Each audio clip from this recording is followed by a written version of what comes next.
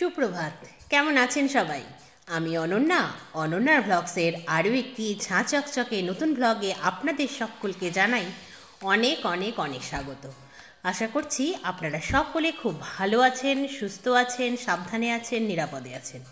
আমরাও বেশ ভালোই আছি। আজ দিনটি বুধবার, সকাল এখন 10টা মতো বাজে।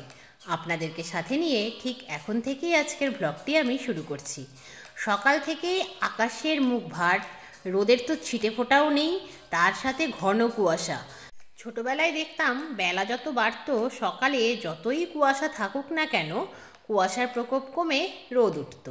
আর আজ ছবিটা পুরোটাই ভিন্ন।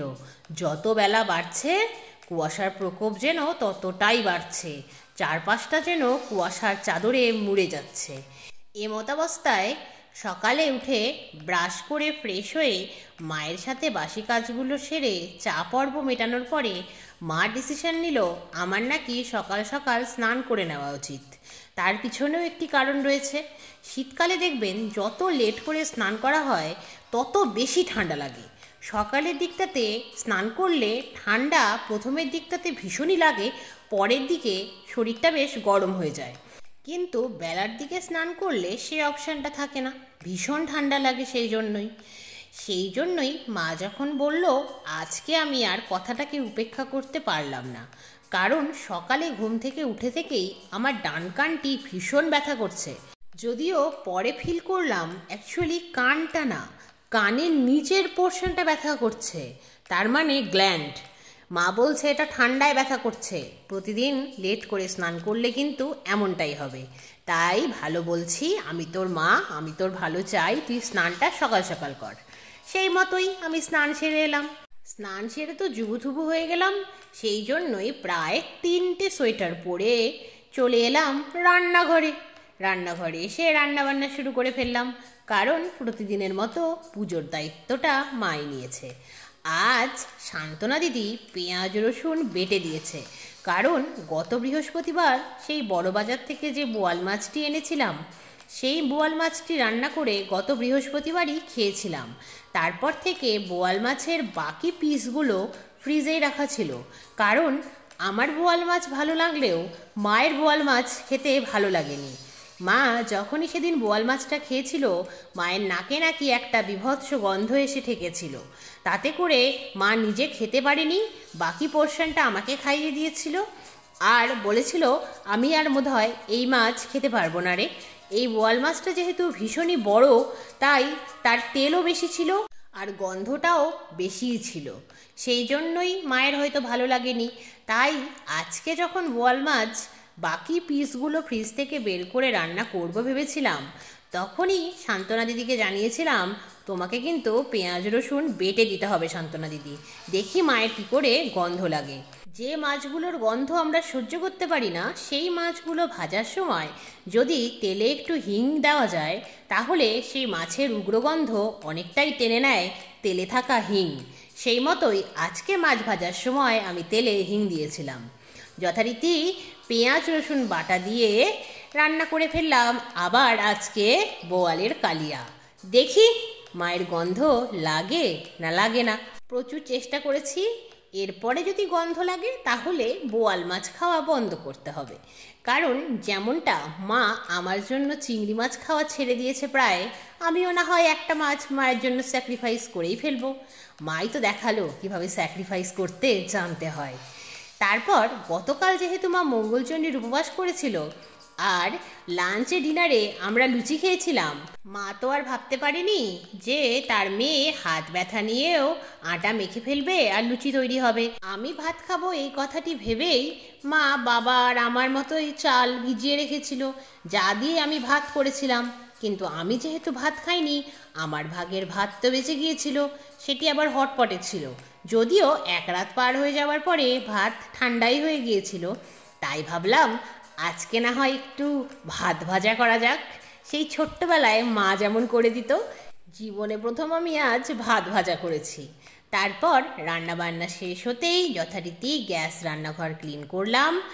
তারপর বাবাকে লাঞ্চটা সার্ভ করে দিলাম। তারপর মা স্নান পুজো সেরে এলো, তারপর মা মেয়েতে মিলে লাঞ্চ সারলাম। তারপর ঘটে গেল একটা অঘটন। আমার যে সেলফি স্টিকটা ছিল, যে সেলফি স্টিকটাই আমি আমার ভিডিও করার সময় স্ট্যান্ডের মতো ইউজ করতাম, আমারই অসাবধানতাবশত সেলফি স্টিকটার একটা পা ভেঙে গেল। সেটা দিয়ে আর যাই করা যাক না কেন, ভিডিও শ্যুট আর করা যাবে না। মনটা খারাপ হয়ে গেল। আর এদিকে তো মাসের বাজার প্রায় শেষের পথেই ছিল, তাই মা বলল, কিরে ঠান্ডা ঠান্ডা করে তো বেরোচ্ছিলি না, আজ কি করবি? আমি পড়ে গেলাম মহা সমস্যায়। এক গাদি শীতের জামা কাপড় আলমারি থেকে বের করে গায়ে চাপালাম। মাকে বললাম, তুমিও পরে নাও, চলো কুয়াশার বুক চিরে আজ তো যেতেই হবে। যথারীতি টোটোতে চড়ে বেরিয়ে পড়লাম বাজারের উদ্দেশ্যে। বাজারে গিয়ে প্রথমেই চলে গেলাম সেই দোকানটিতে যেখান থেকে আমি এই সেলফি স্টিকটি কিনেছিলাম। এবারে সেলফি স্টিক পেলাম বটে, কিন্তু বিশাল বড় সড়ো মাপের একখানা। যাই হোক, ভালোই হলো, বড় সড়ো যেমন, দামটাও বড় সড়ো, আবার এটাও ঠিক জিনিসটা বেশ শক্তপোক্ত, সহজে ভাঙবে না। এই কথাটি ভেবেই মনে মনে খুশি হলাম। যখন দোকানদারকে সেলফি স্টিকের দামটা পে করলাম, তখন কি ভেবে জানি না তিনি মুভি দেখার জন্য একটা মোবাইল স্ট্যান্ড আমাকে ফ্রিতেই দিয়ে দিলেন। মনটা আরও খুশি হয়ে গেল। সেই দোকান থেকে বেরিয়ে দেখছি রাস্তার ধারে একজন ছোট্ট ভাই জামা কাপড় বিক্রি করছে।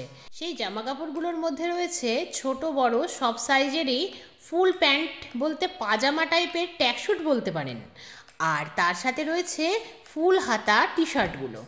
এই দেখে শুনে নিজের মাপের মতো দেখে মনে হলো যে ভালোই হবে, তাই একটা নিয়েই নিলাম। দামটা ভীষণই কম, মাত্র 250 টাকা। এরকম ট্র্যাকস্যুট যা কোয়ালিটির ছিল ভাইটার কাছে, মলে কিনতে গেলে 450-500 টাকা তো নিশ্চিত নিয়ে নেবে। ভাইটার যেহেতু কোনো দোকান নেই, রাস্তার ধারে বসেই বিক্রি করছে, তাই হয়তো ভাইটা সস্তায় জিনিসপত্র বিক্রি করছে। অনেকেই কিনছিল, আমিও একটা কিনে নিলাম।